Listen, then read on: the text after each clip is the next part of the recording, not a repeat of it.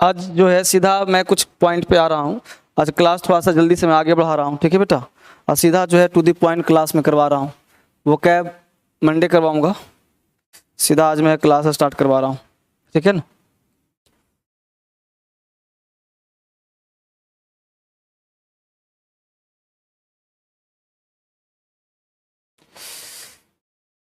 सीधा मैं नाउन की क्लास सीधा ले रहा हूँ टू दी पॉइंट, ठीक है। मैं थोड़ा सा 2-4-10 मिनट लेट हो गया, क्लास में सीधा स्टार्ट करता हूँ आज, ठीक है। थोड़ा वो कैब कल कर लेंगे, ठीक है, फाइन। तो क्लास सीधा जो है हम लोगों ने नाउन पे लास्ट किया था। Some interesting fact about noun. इन नाउन में कुछ इंटरेस्टिंग फैक्ट, ठीक है बच्चे। तो नाउन का कुछ इंटरेस्टिंग फैक्ट था। उसके बाद हम लोग क्लास आगे चलेंगे जहाँ से कल लास्ट किया था। हमने कहा था कि न्यूमेरिकल वर्ड प्लस नाउन जो है आपका सिंगुलर पर कुछ 10 बॉय नहीं 10 बॉयज, 1 बॉय, है ना, ये कहा था। और कहा था इसमें 5000 नहीं 5000 स्टूडेंट्स। तो 5 के बाद थाउजेंड्स नहीं होगा, 1000 होगा। फिर कहा था न्यूमेरिकल कोई भी यूनिट हो, unit plus of plus noun तो दोनों हो जाता है प्लूरल। जैसे थाउजेंड्स ऑफ पीपल, है ना, थाउजेंड्स ऑफ स्टूडेंट्स, है ना, hundreds of students, dozens of eggs, दर्जनों अंडे बिखर गए तो डजन्स ऑफ एग्स, है ना, इस तरह से प्रयोग किया जाएगा। तो ये काम कल हम लोगों ने क्लास में लिया था, कल हमने करने का प्रयास किया था। आगे थोड़ा सा 2 मिनट का ब्रेक लेके आगे बढ़ेंगे हम लोग।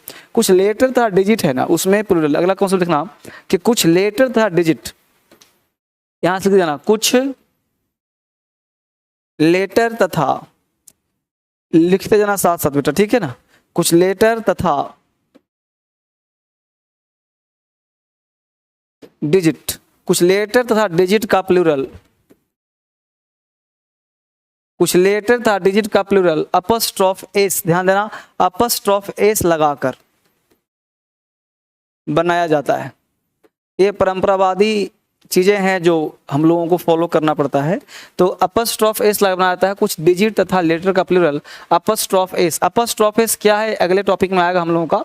ये नाउन का ही टॉपिक है अपस्ट्रॉफ एस। अपस्ट्रॉफ एस मतलब का के की होता है, लेकिन यहाँ पे बनेगा प्लूरल। तो कुछ लेटर और डिजिट का, जैसे मान लो सिंगुलर है, ध्यान देना, एक साइड में प्लूरल, ये मान लो लेटर का हो गया, एक साइड में सिंगुलर, एक साइड में प्लूरल, ये मान लो डिजिट का हो गया।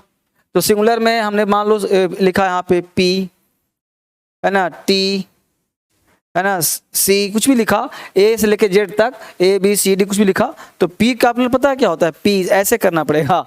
टी का प्लूरल टीज, ये एक्स्ट्रा पॉइंट दे रहा हूँ आपको, पढ़ा नहीं रहा। सी का सीज, है ना, ए का एज, बी का बीज, कुछ भी लिख सकते हो, बी कुछ भी, ए बी सी डी सब आ जाएगा, ऐसे लिखा, बी का बीज, ठीक है ना, सी का सीज, टी का टीज, पी का पीज, ए का एज, बी का बीज, सी का सी, डी का डीज, है ना, ई का इज, एफ का एफ्स।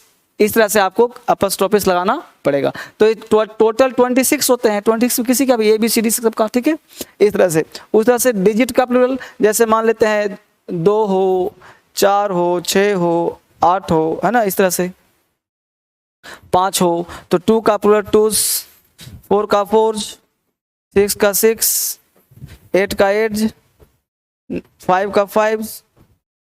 इस तरह से प्लूरल बनाए जाते हैं, यानी किसी भी डिजिट का प्लूरल और लेटर का प्लूरल ऐसे बनाए जाते हैं। जैसे हमको बोलना है कि भाई पूजा में 2 ओ है ना, एग्जाम्पल दूंगा आपको, इसको आप लिख पा रहे होंगे। इस एग्जाम्पल देखो ऊपर लिख रहा हूं मैं, ये ऊपर में एग्जाम्पल आप लिख पा रहे होंगे। जैसे मैं एग्जाम्पल लिख रहा हूं, देयर आर 2 ओज इन पूजा, यानी पूजा में कितना ओ है भाई, 2 है। तो ओ का प्लूरल कैसे बनाया हमने, ओज। तो देयर आर 2 ओज इन पूजा, देयर आर 2 ओज इन पूजा, यानी पूजा में कितने ओ हैं भाई, तो 2 ओ हैं। देयर आर 2 ओज इन पूजा, पूजा में कितने ओ हैं, 2 ओ हैं। तो देयर आर 2 ओज इन पूजा, ठीक है। इस तरह से कहते हैं देयर आर 3,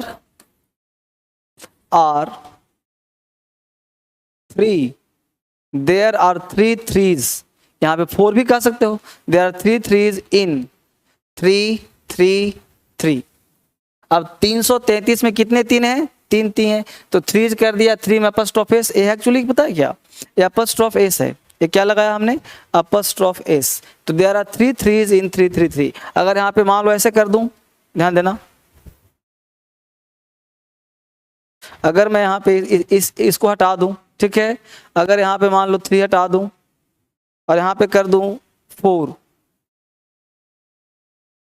तो यहाँ पे 3 3 3 करना पड़ेगा, है। देयर आर 4 3 इन 3 3 3 3, तो 4 3 है, 3 3 3 बस समझ जाओ। तो इस तरह से बोलना पड़ेगा। तो ये एक्चुअली पढ़ाने का चीज़ नहीं, लेकिन इसलिए पढ़ाया कि मान लो आप कहीं आपको लिखा मिल जाए तो आप कहीं घबरा गए कि पता नहीं कैसे क्या होगा, तो आपको टेंशन नहीं लेना है। इसे एक्चुअली प्लूरल होता है। अगर पी पे अपॉस्ट्रोफ लगा है तो समझना पी में पी का प्लूरल है ना। टी में लगा तो टी का, मतलब टी का इसका फ्रीक्वेंसी ज़्यादा है, राइट। यहाँ हमने कहा 2 में लगा है तो 2 2 2 होगा, तो जितना बार होगा उतना करना पड़ेगा। तो ये फ्रीक्वेंसी दिखाने के लिए ऐसा किया जाता है ताकि वो बार बार इसका प्रयोग किया जाए, राइट बच्चे। तो इस तरह से जो है इसका प्रयोग होता है। समझ गए बात को? क्लियर हुआ कॉन्सेप्ट? आगे बढ़े अगला कॉन्सेप्ट, ठीक है, आगे बढ़ते हैं। अरे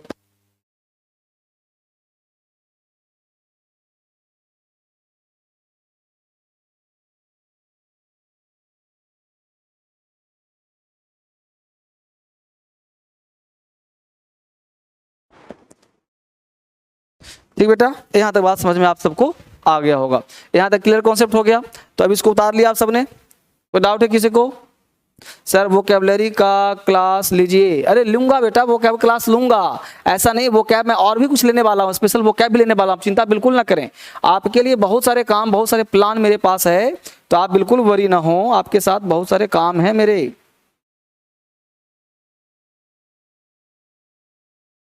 सर अभी तो लिखा ही नहीं, तो लिखो ना, वो कहाँ मिटा रहा हूँ, लिखो अभी कहाँ मिटा, लिखो आराम से। ओके सर, सोनू भाई नहीं लिखा सर, लिख लो आराम से, लिखिए, कोई दिक्कत नहीं, अभी लिखिए फटाफट, लिखिए फटाफट।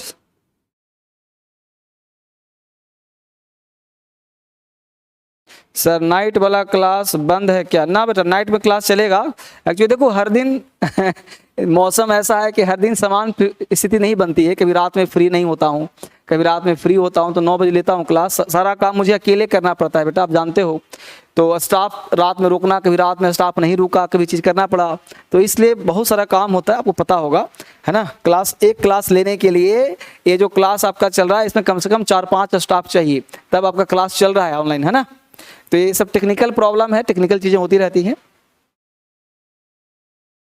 सर यूपीएससी का राइटिंग स्किल्स निकल जाएगा ना? सब निकल जाएगा, यूपीएससी एसएससी सब निकल जाएगा, बिल्कुल चिंता ना करें, भरोसा रखें, है ना। कंटिन्यू रहें, हर चीज़ निकल जाएगा। ऐसा दुनिया में कुछ नहीं जो नहीं निकलेगा, बस सिखा रहा हूँ। देखो ना मैं क्या कर रहा हूँ, हर एक छोटी से छोटी चीज़ भी बता रहा हूँ आपको। ऐसा कोई चीज़ है जो मैं छोड़ रहा हूँ, है ना। मैं अगर मैं सोचता कि ये सब पढ़ाने की क्या ज़रूरत है, ये सब तो आपको आता होगा, लेकिन आपने देखा होगा मैं ये सब चीज़ भी पढ़ा रहा हूँ आपको। पी का प्लूरल, टी, ये सब आवश्यकता नहीं है, लेकिन मैं सोच रहा हूँ कि आपकी पर्सनालिटी कहीं भी एक बार लिखा मिल जाए तो आपका दिमाग ये नहीं कहिए कि है क्या चीज़, तो आपका दिमाग आए अच्छा अच्छा अच्छा अच्छा प्लूरल था, सर ने बताया था एक बार। तो सब कुछ रट्टा नहीं जाता, एक बार सुनी हुई बातें दिमाग उसको स्टोर कर लेता है जो काम का होता है, और जब दोबारा उसको देखता है आंख तो बता देता है कि क्या चीज़ है ना। इसलिए बता रहा हूँ आपको, पढ़ा इसलिए लिखवा रहा हूँ। बहुत बच्चे क्या कहते हैं, सर मत लिखवाओ, ये सब तो आता है, किताब मिल जाएगा। अरे सब मिल जाएगा, ये दुनिया से बाहर कोई चीज़ नहीं है, लेकिन मैं क्यों लिखवा रहा हूँ, ताकि आपके दिमाग में ज़्यादा रहे, ज़्यादा सस्टेन करे, है ना। इस तरह से आगे देखो। अब अक्सर क्या है कि एक इंग्लिश में क्या है कि ओल्ड इंग्लिश होता है, ओल्ड इंग्लिश, है ना, ओल्ड इंग्लिश, और एक क्या होता है न्यू इंग्लिश। ओल्ड इंग्लिश और न्यू इंग्लिश। अब ओल्ड इंग्लिश में क्या होता है वो ध्यान दीजिए। ओल्ड इंग्लिश में क्या होता है कि एक साइड ने बनाया, जैसे हमने सिंगुलर, एक साइड ने बनाया प्लूरल।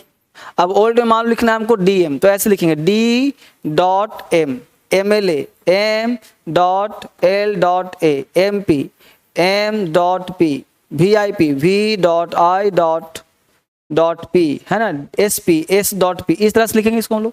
डॉट डॉट लगाते हैं तो डॉट दिख रहा है सबको, यहाँ पे डॉट लगाते हैं, हर लेटर के बाद क्या लगाते हैं, डॉट लगाते हैं, इस तरह से, ठीक है। D M, M L M P, V I P, S P, जो भी शॉर्ट फॉर्म है। तो जब बनाते हैं प्लूरल तो डीएम का प्लूरल ऐसे बनेगा, डी डॉट एम, और यहाँ पे अपॉस्ट्रोफ एस लगाते थे, डीएम्स, है ना।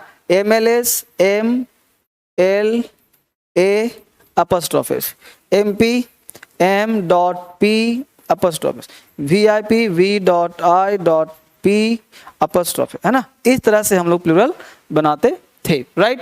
ये पैटर्न पुराना इंग्लिश का। लेकिन जैसे इंग्लिश का पैटर्न चेंज हुआ, इंग्लिश में थोड़ा सा चेंजेज हुआ, तो थोड़ा सा इसका सिस्टम न्यू हो गया। यानी अब यहाँ पे जो है सिंगुलर प्लूरल का थोड़ा सा कॉन्सेप्ट जो है चेंज हो गया। क्या हुआ भाई? तो सिंगुलर और प्लूरल का थोड़ा सा कॉन्सेप्ट यहाँ पे बदला है। क्या बदला है? तो जैसे आप DM लिखते हो ना, तब डॉट खत्म हो गया, DM डायरेक्ट लिखो, MLA डायरेक्ट लिखो, डॉट खत्म हो गया, MP डायरेक्ट लिखो, MP, VIP डायरेक्ट लिखो, मतलब बीच का डॉट जो है वो खत्म हो गया। तो अब DM ऐसे लिखना है आपको, DM का प्लूरल होगा, नीचे लिखना है S, DMs, है ना। अब S लिखना है, MLAs ऐसे लिखना है, MPs, VIPs, अब आपको ऐसे करना है, समझ गए।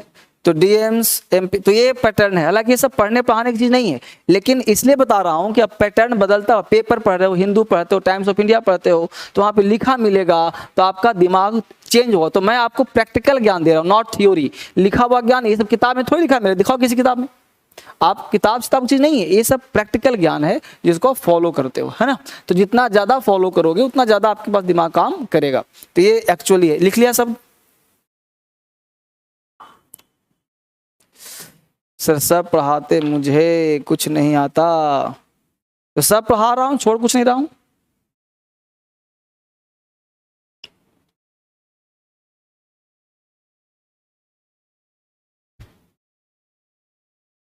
सारा चीज पढ़ाया जा रहा है बेटा, चिंता बिल्कुल ना करें।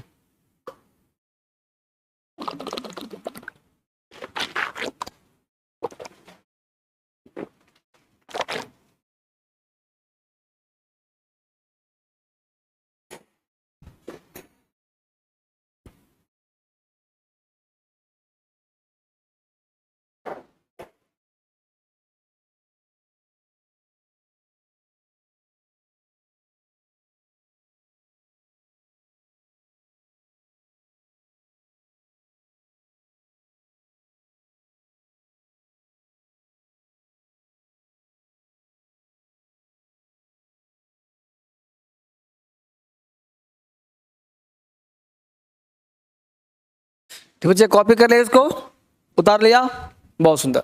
यहाँ तक आगे बढ़ लिया। तो यहाँ तक के बाद ये बेसिक था, थोड़ा सा पॉइंट को जो आपको देना था। यहाँ से आगे बढ़ते हैं जल्दी से और हेडिंग बनाते हैं, nouns often confused. Noun often confused, यानी कुछ ऐसे नाउन होते हैं जो अक्सर थोड़ा कंफ्यूजन क्रिएट करते हैं। देखो पहले भी कहा था, नाउन थोड़ा सा बड़ा टॉपिक है, बहुत सारा चीज पढ़ना पड़ेगा। तो नाउन्स ऑफन कंफ्यूज्ड, कुछ ऐसे नाउन है जो अक्सर कंफ्यूजन पैदा करता है। सबको पता भी होगा, जो भूगोल पढ़ते होंगे, एयर और विंड, ये दो वर्ड है। एयर और विंड में क्या अंतर है, ये सबको पता होगा। एयर और विंड में क्या अंतर, लिखी भी मेरा पर्पस है बताना आपको। एयर और विंड में क्या अंतर है, हाउस और होम में क्या अंतर है, हैबिट और कस्टम में क्या अंतर है, कस्टमर और क्लाइंट में क्या अंतर है, होम और हाउस में क्या अंतर है, कॉस्ट और प्राइस में क्या अंतर है। तो मेरा काम है आपको थोड़ा सा सिखा देना, राइट। तो इस तरह से काम करना। तो पहले हम सीखेंगे एक एक करके। ये पहला पॉइंट आपका है एयर और विंड। नाउन्स ऑफन कंफ्यूज, कहाँ पे हम एयर का प्रयोग करें, कहाँ विंड का प्रयोग करेंगे। जैसे मान लेते हैं कि अभी कोरोना काल है, तो जब आप देखते होंगे कि उसको ऑक्सीजन लगा है, तो मान लो बोलते हैं कि राम को हवा की आवश्यकता है। मान लो हवा बोल दिया हमने, है ना। ऑक्सीजन तो अलग केस छोड़ दो, उसको हवा की आवश्यकता है, या हवा आने दो, हवा। तो हवा आने दो, तो क्या विंड आने दो या एयर आने दो। जो सांस लेते हैं उसको एयर बोलते हैं या विंड बोलते हैं, ये समझना है। और जैसे ज्योग्राफी पढ़ते हो, है ना, तो बहुत सारी चीज़, जो तेज हवाएं चलती है उसको क्या बोलते हैं, धीमी हवाएं को क्या बोलते हैं। तो ये सब आपको सीखना है। आप पढ़ते हैं ज्योग्राफी, लेकिन नाउन की तरह भी कंफ्यूजन क्रिएट करता है। तो अब देखो एयर और विंड में क्या अंतर। एयर का मतलब होता है व्हाट वी ब्रीथ, जो सांस लेते हैं ना, यानी कि what we breathe that is called air. श्वास लेने भर की हवा को हम लोग जो सांस लेते हैं उसको एयर कहते हैं। तो आप बगल में लिखते रहो, क्योंकि मुझसे कितना लिखवाओगे। एयर में क्या लिखोगे, व्हाट वी ब्रीथ, मतलब सांस लेने वाली हवा को एयर कहते हैं। सांस लेने भर की हवा को एयर कहते हैं,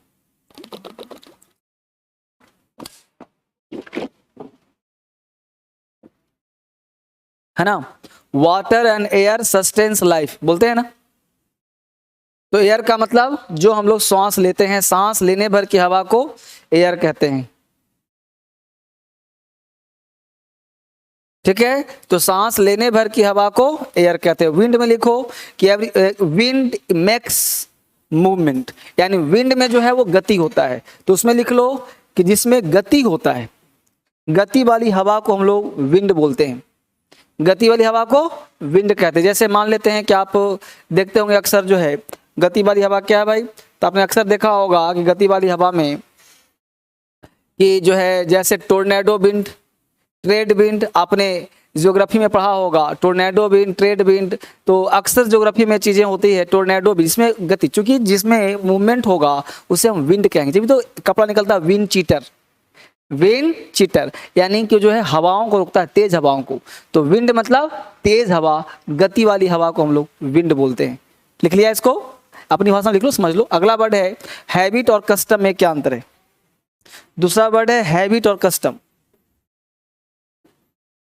हैबिट और कस्टम में क्या अंतर है।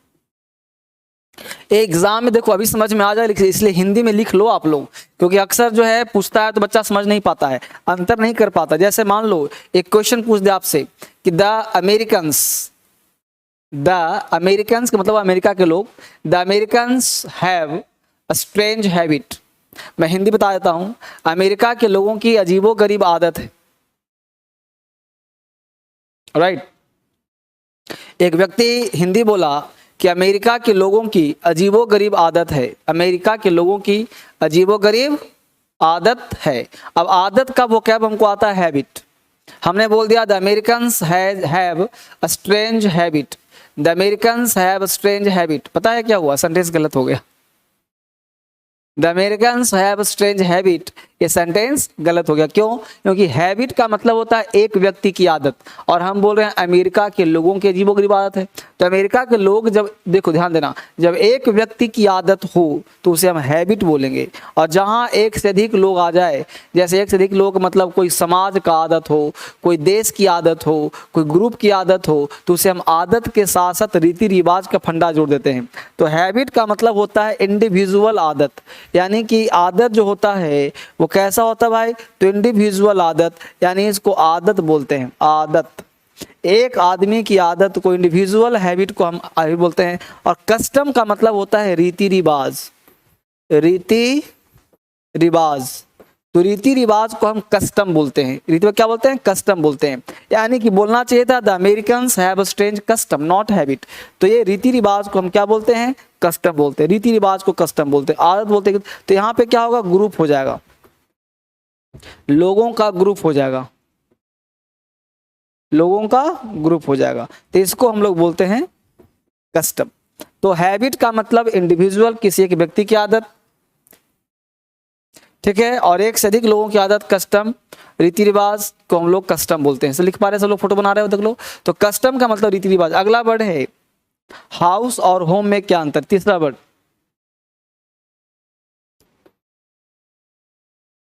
हाउस और होम में क्या अंतर है। हाउस और होम में क्या अंतर है। देखो बेटा, मैं जो बोलता हूं आप लिखते रहिए अपनी भाषा में, मैं समझा सकता हूं एक एक चीज आपको, ताकि दिमाग काम करे। हाउस और होम, हाउस का मतलब होता है वह बिल्डिंग जो ईंट पत्थर, किसी दुनिया का हर घर आपके लिए हाउस है, अपना भी घर हाउस ही है, राइट। तो हाउस का मतलब होता है that is made by brick and stone, that is called house, यानी वह घर जो ईंट पत्थर का बना है। जैसे बिरला हाउस, बिहार हाउस, अब दिल्ली में आएंगे ना तो अलग अलग स्टेट का हाउस बना हुआ है, Birla house state, Kashmir house, Bihar house, UP house, इस पर बना हुआ है। तो उसको हाउस, हाउस क्यों बोलते हैं, एक सब बिल्डिंग है, उससे कोई लगाव नहीं है भाई। और भी बिल्डिंग है, आप ऐसे I am going to my house, मैं अपना घर जा रहा हूं। तो बिल्डिंग एज ए, सिर्फ बिल्डिंग की बात की जाए, क्या कहा, एज अ बिल्डिंग की बात की जाए तो उसे हम हाउस कहते हैं। कॉन्सेप्ट समझिए, यानी हाउस का मतलब होता है any building that is made by brick and stone, यानी जिसमें कोई पर्सनल लगाव ना हो, बस हाउस है। I am going to my, मैं अपना घर जा रहा हूं, तो हाउस का मतलब बिल्डिंग, क्या, बिल्डिंग। और होम का मतलब, home is not a word, home is concept. House बनते हैं लेकिन होम बनाए नहीं जाते, होम बनाए नहीं जाते। जो होम होते हैं ना, होम एक कॉन्सेप्चुअल वर्ड है, होम बनता नहीं। होम जो है एक फीलिंग्स है, राइट। जैसे मैं बोलूं India is the home of Indians, अब कहीं घर है बताओ, जो इसे एक सेंटेंस बोलूं आपके लिए, अगर मैं एक लाइन बोलूं कि India is the home of, the लगा दो खास हो जाएगा, India is the home of Indians, तो India is the home of Indians, तो यहां तक कल्पना करो कि भारतीयों का घर है इंडिया, तो भारतीयों का घर, घर कहाँ है भारतीयों का, तो सबका अलग अलग घर है ना, तो हमने क्या बोला वहां पे, होम, यानी पूरा भारत जितने बाउंड्री दिया हुआ है, ये पूरा भारत हम लोग क्या है, होम है। कहीं आप विदेश चले जाओगे तो इंडिया की याद आएगी, इंडिया हमारा देश है।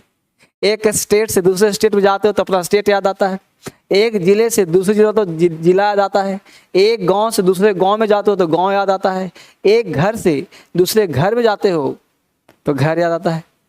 और समझ आ रहा बात को, तो इस तरह से ये क्या है, तो India is the home of Indians, यानी होम का मतलब एक कॉन्सेप्ट है।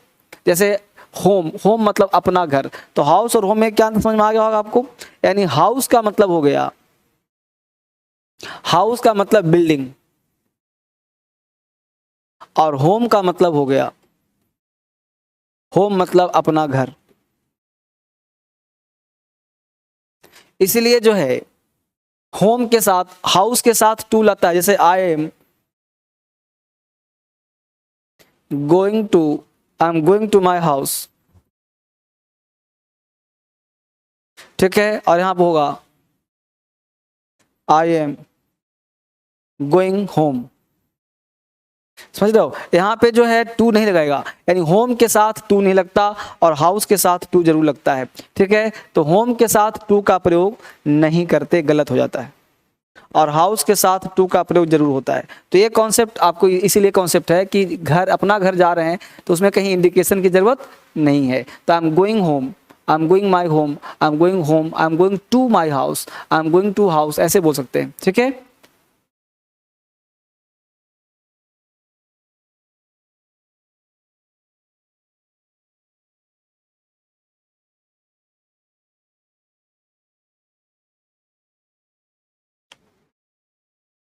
बेटा क्लास स्टार्ट है, कुछ बच्चे बोल रहे हैं सर क्लास स्टार्ट कीजिए, आप एक बार फिर से रिफ्रेश करिए,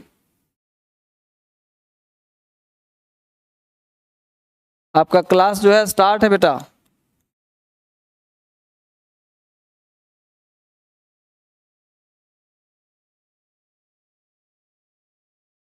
ठीक है, आप देख पा रहे हो सब क्लास हो रहा है, बच्चा लिख रहा है कि सर अलग से क्लास करने की जरूरत नहीं है ना, अरे नहीं बाबू, ये फीस जो आप पढ़ रहे हो ना, इसकी फीस 11,000 फीस है, यहाँ मत समझो आप, ये पूरा का पूरा 11,000 फीस है आपको, मैं ये जो क्लास कर रहे हो सारे बच्चों के लिए है और कंप्लीट हो जाएगा आपका, आप डाउट ना रखें कुछ भी।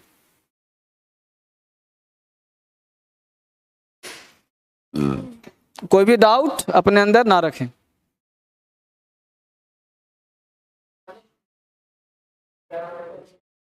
अच्छा,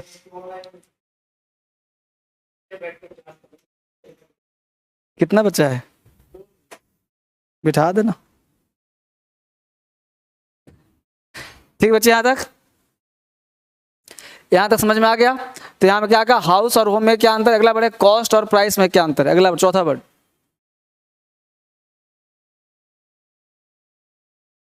कॉस्ट और प्राइस, कॉस्ट और प्राइस में क्या अंतर है, COST cost, PRIC price, cost और प्राइस में क्या अंतर, समझने का प्रयास करते हैं। कॉस्ट और प्राइस में क्या अंतर, ध्यान देना, बहुत माइनर डिफरेंस होगा। कॉस्ट का मतलब होता है अमाउंट पेड बाय शॉपकीपर, जैसे मान लेते हैं कि दुकानदार जैसे एक कलम है, इस पेन को दुकानदार, जैसे मान लो इसको दिखाता हूँ, ये पेन है, दिख रहा है सबको, दिख रहा है, ये पेन मान लेते हैं कि जो है 10 रुपये का है, राइट, ये पेन 10 रुपये का है और 10 रुपये का पेन दुकानदार लाया है, तो 10 में तो बेचेगा नहीं इसको, यानी कॉस्ट जो है दुकानदार कितना लगा है, 10 रुपया, यानी अमाउंट पेड बाय शॉपकीपर। ऐसे कह सकते हैं कॉस्ट का मतलब क्रय मूल्य, यानी कि जितना में खरीदा गया हो उसको हम लोग कॉस्ट कहते हैं। जैसे दुकानदार ने इस पेन को 10 रुपये में खरीदा तो बेचेगा 10 रुपये में नहीं ना, तो क्रय मूल्य के साथ अगर प्रॉफिट जोड़ दिया जाए, यानी क्रय मूल्य के साथ प्लस लाभ जोड़ दिया जाए, यानी तब बन जाएगा तुम्हारा प्राइस। यानी प्राइस का मतलब हो गया, जैसे ये 10 रुपये का था तो ये 10 रुपया प्लस 2 रुपया 12 रुपया हुआ, समझ रहे हो। तो 10 + 2 12 रुपीज हुआ, तो ये जो हुआ ना ये प्राइस हुआ। तो 12 रुपया प्राइस, क्यों? क्योंकि प्रॉफिट लगा हुआ है। तो प्राइस का मतलब हुआ अमाउंट पेड बाय कस्टमर, यानी दुकानदार जो पैसा दिया वो कॉस्ट है, और जो हम लोग कस्टमर हैं, हम लोग सामान खरीदते हैं, तो हम लोगों को दुकानदार रियल प्राइस पे नहीं देता, हम रियल कॉस्ट नहीं देता, प्रॉफिट लेके देता है, तो उसको हम लोग प्राइस कहते हैं। Did you understand?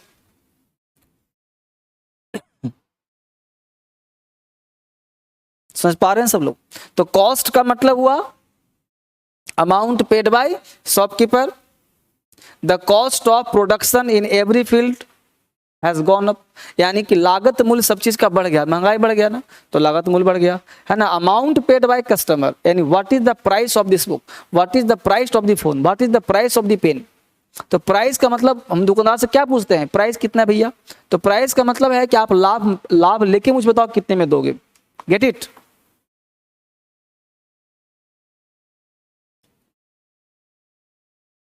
अरे क्लास स्टार्ट है, लड़का पूछ रहा है, बोलिए सर क्लास स्टार्ट है। तो क्या कर रहा हूं मैं इतनी देर से, गाना गा रहा हूं क्या? क्लास स्टार्ट है बेटा। अगला बार देखो, कस्टमर और क्लाइंट में क्या अंतर है। नंबर 5 देखो, 5 ही होगा ना, 5 4 हो गया कॉस्ट प्राइस। अगला कस्टमर क्लाइंट में क्या अंतर है।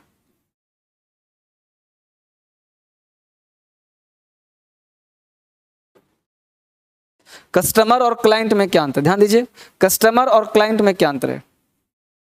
कस्टमर, आपको पता है कस्टमर क्या है, सब कुछ पता है, डिफाइन करना है। तो कस्टमर आप भी हो, दुनिया का हर व्यक्ति कस्टमर नहीं है। जैसे आपके घर में 5 परिवार है तो 5 कस्टमर नहीं है, कंज्यूमर 5 है। जो कस्टमर, कंज्यूमर, क्लाइंट में क्या अंतर है। कंज्यूमर का मतलब जो कंज्यूम करता है, जो खाता है, जो उपभोग करता, उपभोक्ता कहते हैं उसे। तो कंज्यूमर हो गया उपभोक्ता, राइट। तो कंज्यूमर इस दुनिया पृथ्वी पर सब लोग हैं, लेकिन कस्टमर सब नहीं है।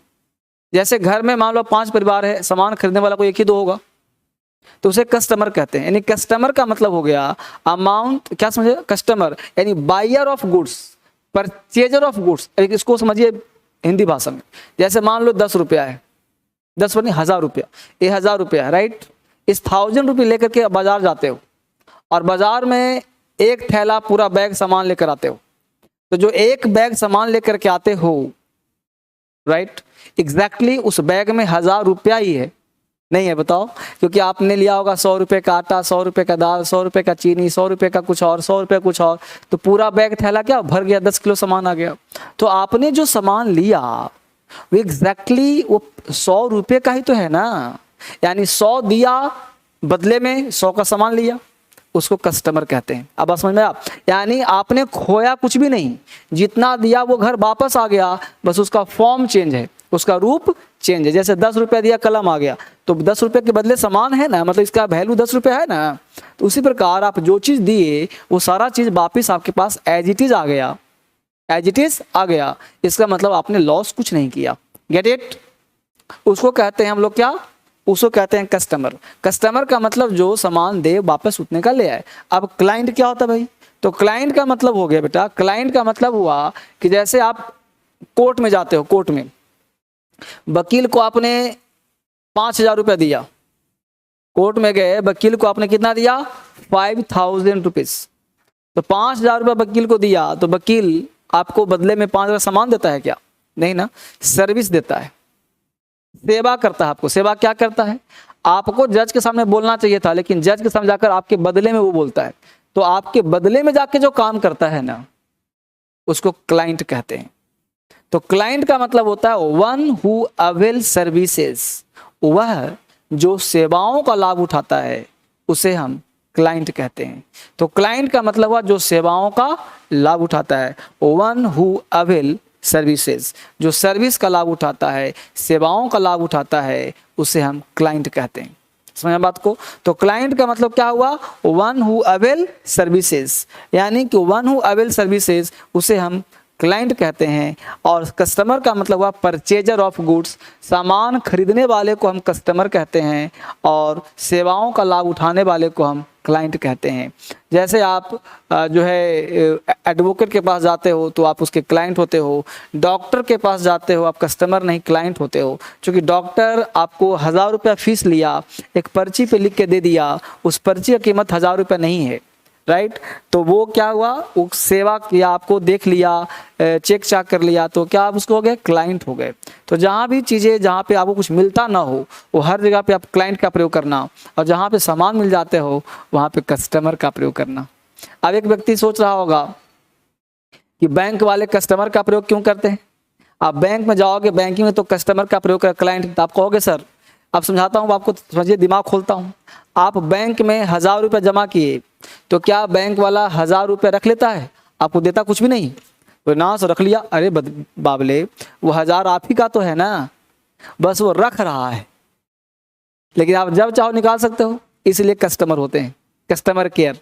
क्योंकि कस्टमर केयर तभी बनता है जहाँ पे लेन और देन इक्वल का भाव हो, यानी जितना आपने दिया उतना लिया, वहाँ पे कस्टमर होता है। और क्लाइंट का प्रयोग कम होता है, क्लाइंट का वही होता है जहाँ पे सिर्फ और सिर्फ सर्विस ली जाती है। अब समझ आ गया मुद्दा, आगे बढ़ते हैं। अगला बढ़े, ग्राउंड और फ्लोर में क्या लिख लिया सब कुछ को। तो कस्टमर का मतलब सामान खरीदने वाला और क्लाइंट का मतलब सेवाओं का लाभ उठाने वाला, ठीक है। अगला बढ़े, ग्राउंड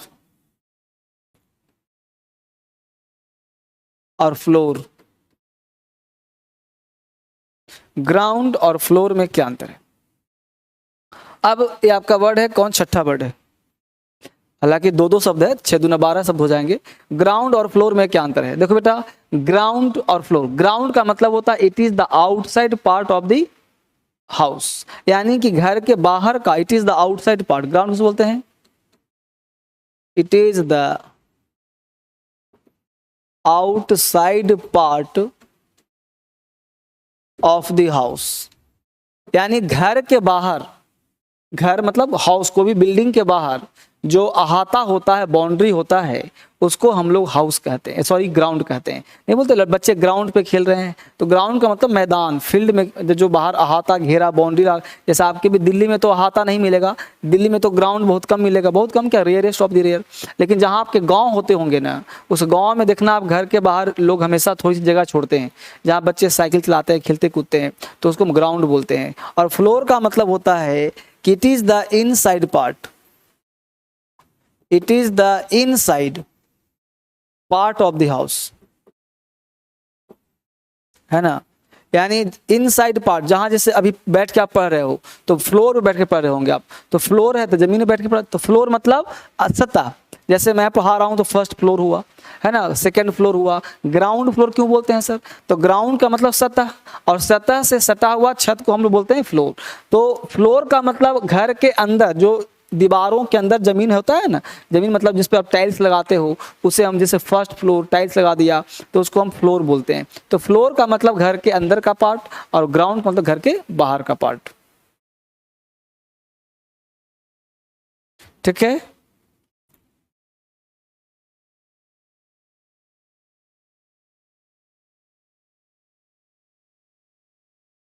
सर प्राइवेट में गए तो बैंक, आप महान हैं सर, प्राइवेट में बैंक आता है, प्राइवेट में बैंक, अरे बैंक आए चाहे बैंक जाए, आप होते हमेशा कस्टमर हो,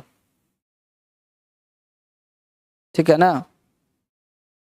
आगे बढ़ते हैं, यहां तक समझ में आगे बच्चे। अगला पॉइंट, अगला पॉइंट कहता है क्वार्टर और क्वार्टर।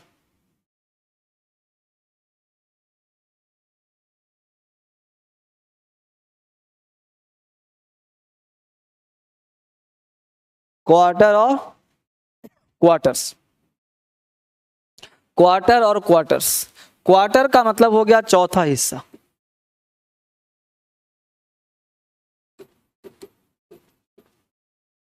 और क्वार्टर्स का मतलब रहने का स्थान।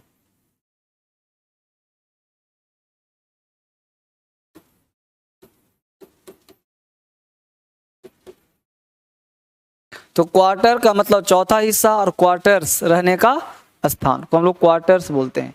तो क्वार्टर, क्वार्टर्स, क्वार्टर, क्वार्टर्स। तो क्वार्टर का मतलब हो गया चौथा हिस्सा और क्वार्टर्स का मतलब हो गया रहने का स्थान। तो जो स्थान रहने का होता है ना उसे हम लोग क्वार्टर्स बोलते हैं, और क्वार्टर का मतलब 1/4 चौथा हिस्सा।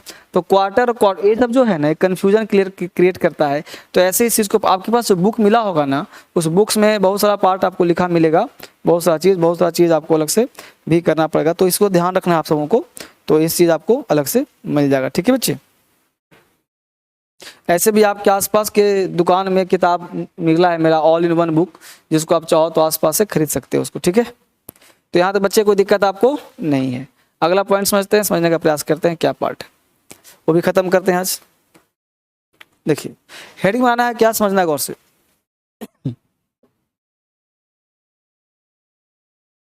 कहता है कि कुछ ऐसे नाउन्स हैं, some of the nouns which are used either in singular or in plural according to the sense or meaning of the sentence। अब देखो क्या होता है, जैसे मैंने बोला गुड। अब गुड एक एडजेक्टिव है तो इसका हिंदी होता है अच्छा, लेकिन जब इसको नाउन बना रहे हैं तो कभी कभी हम लोग बोलते हैं गुड्स। अब देखो गुड्स हम लोगों को लगता है कि गुड से बना हुआ है, बना तो गुड से ही है, लेकिन रियली देखा जाए तो नाउन है या एडजेक्टिव है। लेकिन गुड अगर नाउन बनाते हैं ना तो हिंदी होता है भलाई। हिंदी क्या होता है? भलाई। लेकिन अगर उसमें एस लगा देते हैं ना तो ये नाउन बन करके इसका मीनिंग हो जाता है सामान। अब देख रहे हो तो मीनिंग चेंज हुआ कि नहीं हुआ? यानी गुड्स का मीनिंग चेंज हो गया। यानी कुछ ऐसे वर्ड्स हैं जिसमें एस लगाने के बाद उसका मीनिंग बदल जाता है। जैसे बोलते हुए एडवाइस, ADVIC, एडवाइस का हिंदी होता है सलाह। सबको पता आप सबों को। लेकिन यहीं पे अगर हमने कर दिया कि ADVICES एडवाइसेस, तो होना चाहिए था सलाहें, होना चाहिए था अच्छाइयाँ, लेकिन हो रहा क्या? सामान। सलाहें होना चाहिए था, लेकिन क्या होगा एडवाइस मतलब? पता है तुम्हें? इसका मतलब होता है सूचनाएं। अब बताओ इसको अगर डिस्कस ना करूं तो किताब में तो सब लिखा है, क्वेश्चन पूछेगा, एडवाइस लिखा मिलेगा तो आपका दिमाग फिर जाएगा, लगेगा सलाहें हो रहा है।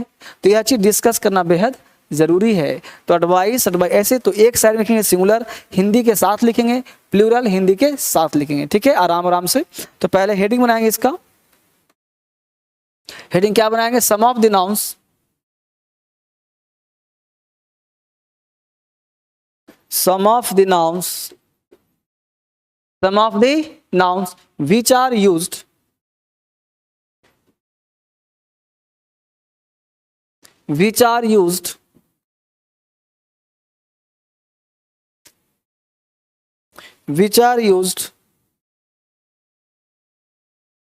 either in singular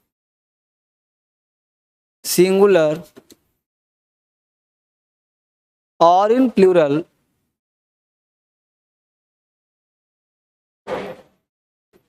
according to the sense or meaning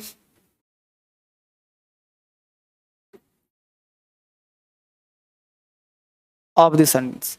यानी कि हम लोग इसका प्रयोग some of the nouns which are used either in singular और in plural according to the sense और मीनिंग ऑफ द सेंटेंस, यानी सेंटेंस के सेंस और मीनिंग के आधार पर हम लोग इसका अंतर करने का प्रयास करेंगे।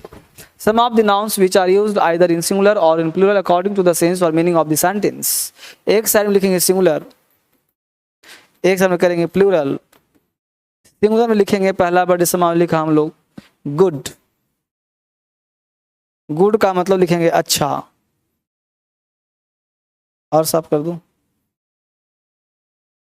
ऐसा करेंगे। हमने पहला वर्ड लिखा गुड, गुड मतलब अच्छा, गुड्स सामान। ठीक है, ऐसे पढ़ने का प्रयास करेंगे। गुड मतलब अच्छा, एडवांटेज लाभ, और गुड्स मतलब सामान आर्टिकल्स। तो ऐसे ही मैं वर्ड बोलता रहूंगा, आपको लिखते जाना है फटाफट। इसमें भी ज़्यादा है, लिखना पड़ेगा, 10 मिनट लगेगा, 5 मिनट लगेगा। लिखो फटाफट जल्दी से। लिखने से मत डरो, ये वोकैब है आपका, एक साथ 2-2 वोकैबलरी भी याद हो रहा है, इसलिए डरना नहीं है भाई। नहीं लिखोगे तो वोकैब भी याद नहीं होगा, नई बात नहीं सीखोगे। लिखा हुआ दे दूंगा, कुछ नहीं करोगे। अरे बचपन से लिखा हुआ दिख रहा है किताब में, सब किताब मिलता है, लेकिन सीखे क्या नहीं ना, तो आप लिखोगे तब सीखोगे। ठीक है, लिखो फटाफट। अगला यहाँ उतार लिया। सम ऑफ द नाउन्स, कुछ ऐसे नाउन होते हैं which are used either in singular और इन प्लूरल, जिसका प्रयोग सिंगुलर या प्लूरल में होता है अकॉर्डिंग टू द सेंस और मीनिंग ऑफ द सेंटेंस, यानी सेंटेंस और मीनिंग के आधार पर इसका प्रयोग किया जाता है। लिखो पहला वर्ड मैनर, पहला गुड हो गया। दूसरा लिखो manner, MANNER, manner, MANNER, manner. Manner का हिंदी होता है तौर तरीका, मैनर मतलब तरीका। वे नहीं बोलते, दिस इज नॉट वे, तरीका अच्छा नहीं है। मैनर मतलब तरीका। आगे लिखो मैनर्स, MANNERS, मैनर्स। मैनर्स का मतलब लिखो व्यवहार, आचार व्यवहार, MANNERS, मैनर्स मतलब व्यवहार। मैनर्स मतलब व्यवहार, बिहेवियर्स, आचार व्यवहार। मैनर्स का हिंदी लिखो बिहेवियर, व्यवहार, आचार व्यवहार। मैनर्स, मैनर्स का हिंदी लिखो आचार व्यवहार या व्यवहार, बिहेवियर। अगला वर्ड है advice, ADVICE, advice, ADVICE, advice. Advice का हिंदी लिखो सजेशन, सलाह। एडवाइस का हिंदी क्या लिखा, सलाह, सजेशन। ADVICE, एडवाइस मतलब सलाह या suggestion. Advices, ADVICES, advices. Hindi लिखना सूचनाएं, ADVICES, एडवाइसेस का हिंदी लिखना सूचनाएं। इंफॉर्मेशंस, सूचनाएं, इंफॉर्मेशंस। एडवाइसेस का हिंदी क्या लिखा, सूचनाएं। एयर, AIR, एयर का हिंदी लिखो हवा, AIR, एयर का मतलब हवा। एटमॉस्फेरिक गैस को, हवा को एयर बोलते हैं। एयर का मतलब हवा, AIR, एयर मतलब हवा। एयर्स, AIRS, एयर्स मतलब घमंड, अहंकार। फॉल्स बिहेवियर को एयर्स बोलते हैं, airs, AIRS, airs, AIRS, airs. False behaviour को एयर्स बोलते हैं। एयर्स का मतलब घमंड, अहंकार। AIRS, एयर्स मतलब घमंड। Abuse, ABUSE, abuse, ABUSE, abuse. Abuse का मतलब गाली, ABUSE, अब्यूज मतलब गाली। ABUSE, अब्यूज का मतलब गाली। Abuses, ABUSES, abuses, ABUSES, abuses. सामाजिक कुरीतियां, बैड कस्टम, ABUSES, अब्यूजेस, सामाजिक कुरीतियां, बैड कस्टम। ABUSES, अब्यूजेस, सामाजिक कुरीतियां, ABUSES, अब्यूजेस, सामाजिक कुरीतियां। Alphabet, ALPHABET, alphabet, ALPHABET, alphabet, ALPHABET, alphabet. वर्णमाला, ALPHABET, अल्फाबेट, ALPHABET, अल्फाबेट, वर्णमाला। अल्फाबेट्स, अल्फाबेट्स का हिंदी होगा भाषाएं। अल्फाबेट्स में एस लगा दिया ना, अल्फाबेट्स, भाषाएं, लैंग्वेजेस। ये कई बार SSC में पूछा गया है, कई बार SSC में पूछा गया है। There are 26 alphabets in English language. गलत हो गया ना, ये 26 क्या है, अल्फाबेट है, अल्फाबेट्स नहीं है। अल्फाबेट्स भाषाएं कहते हैं ना। अल्फाबेट्स मतलब क्या होता है, लैंग्वेज, भाषाएं। अगला point amend, AMEND, amend. Amend का हिंदी होता है संशोधन। आपने पढ़ा होगा 42 अमेंडमेंट, संविधान का संशोधन पढ़ा होगा। तो अमेंड का मतलब संशोधन, सुधार। अमेंड, AMEND, अमेंड मतलब सुधार। AMEND, अमेंड कहते हैं संशोधन को। अमेंड्स, अमेंड में लगा दो, अमेंड्स, क्षतिपूर्ति, कंपनसेशन। अमेंड्स का मतलब होगा क्षतिपूर्ति, कॉम्पेंसेशन। अमेंड्स मतलब क्षतिपूर्ति, कॉम्पेंसेशन। अगला वर्ड है would, WOOD, would, WOOD, would मतलब लकड़ी, वुड मतलब लकड़ी, वुड्स। WOODS, वुड्स मतलब जंगल, WOOD, वुड, वुड मतलब लकड़ी, वुड्स का मतलब जंगल। WOODS, वुड्स मतलब जंगल, WOOD, वुड मतलब लकड़ी, वुड्स मतलब जंगल। रिगार्ड, REGARD, रिगार्ड, रिगार्ड का मतलब आदर, रिस्पेक्ट, सम्मान। REGARD, रिगार्ड का मतलब आदर, सम्मान, रिस्पेक्ट। रिगार्ड्स, शुभकामनाएं। रिगार्ड्स, REGARDS, रिगार्ड्स, शुभकामनाएं। रिगार्ड का मतलब आदर, सत्कार, रिस्पेक्ट। रिगार्ड, शुभकामनाएं। Quarter, QUARTER, quarter, QUARTER, quarter. Quarter का मतलब 1/4, एक चौथाई। QUARTER, क्वार्टर मतलब 1/4, एक चौथाई। क्वार्टर्स, QUARTERS, क्वार्टर्स, रहने का स्थान। क्वार्टर 1/4, क्वार्टर्स, क्वार्टर्स रहने का स्थान, पढ़ाया अभी जस्ट।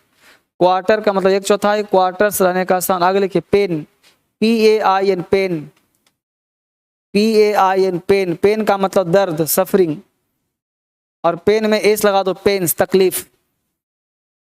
पेन का मतलब दर्द, सफरिंग। पेन्स का हिंदी लिखो तकलीफ, ट्रबल। आप कहोगे सर पेन पेन्स में क्या अंतर, समझाता हूँ गौर से। जैसे आपको उंगली कट गया, तो उंगली कट गया तो क्या हो रहा है, दर्द हो रहा, झेल रहे हो आप। लेकिन मान लो आप बस में सफर कर रहे हो और बस में बहुत ही कसम कस है, बिल्कुल चिपक के चल रहे हो, ऐसे ऐसे हिलने की जगह नहीं है, तो क्या हो जाएगा, तकलीफ हो रही है, पेन्स हो रहा है। वहाँ पे कभी यहाँ दब गया, कभी यहाँ दब, तो पेन्स होता है। तो पेन का मतलब सफरिंग और पेन्स का मतलब एक तकलीफ जो आप झेल रहे हो, ठीक है। अगर लिखो वर्क, WOR के वर्क, वर्क का मतलब काम। वर्क का हिंदी क्या लिखा, काम। वर्क्स, रचनाएं, वर्क्स, रचनाएं, वर्क्स, रचनाएं मतलब कृति। प्रेमचंद प्रेमचंद गोदान इज आर वर्क्स ऑफ, इस तरह से, जैसे मतलब गोदान, भोदान, नुदान, नया दान, जो भी नाम होता होगा। आगे लिखो custom, CUSTOM, custom, CUSTOM, custom. Custom का हिंदी रीति रिवाज, CUSTOM, कस्टम, रीति रिवाज। कस्टम्स, टैक्स, कस्टम एस लगा देंगे तो टैक्स हो जाएगा। CUSTOM, कस्टम, रीति रिवाज। Customs, tax. कस्टम का मतलब रीति रिवाज और कस्टम्स का हिंदी होगा टैक्स। अगला word return, RETURN, return, RETURN, return. Return का हिंदी लिखो वापस, RETURN, रिटर्न। रिटर्न का हिंदी लिखो वापस। रिटर्न्स का हिंदी होगा प्रॉफिट, RETURNS, रिटर्न का हिंदी क्या होगा, प्रॉफिट। रिटर्न्स का मतलब लाभ, प्रॉफिट। वाटर, WATER, वाटर का मतलब पानी। वाटर, WATER, वाटर का मतलब पानी। वाटर्स, समुद्र, वाटर्स, समुद्र। वाटर का मतलब पानी, वाटर, समुद्र। Sand, SAND, sand. सैंड का मतलब बालू या रेत। सैंड का मतलब बालू या रेत। सैंड्स, रेगिस्तान। सैंड्स, रेगिस्तान। सैंड का मतलब बालू या रेत। सैंड्स, रेगिस्तान। सैंड का मतलब रेत या बालू। सैंड्स, रेगिस्तान।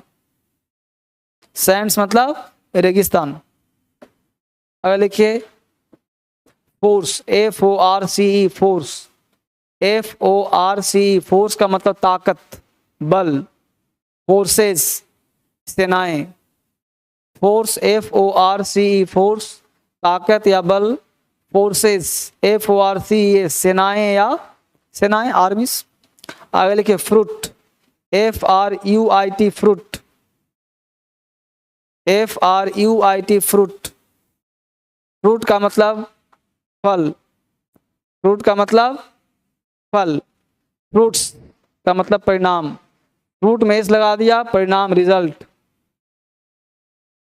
फ्रूट का मतलब फल, फ्रूट्स का मतलब परिणाम या रिजल्ट। ठीक है बेटा, thank you very much, it's all for today. कल मिलते हैं एक नए क्लास में, ठीक है, thank you, bye bye, take care.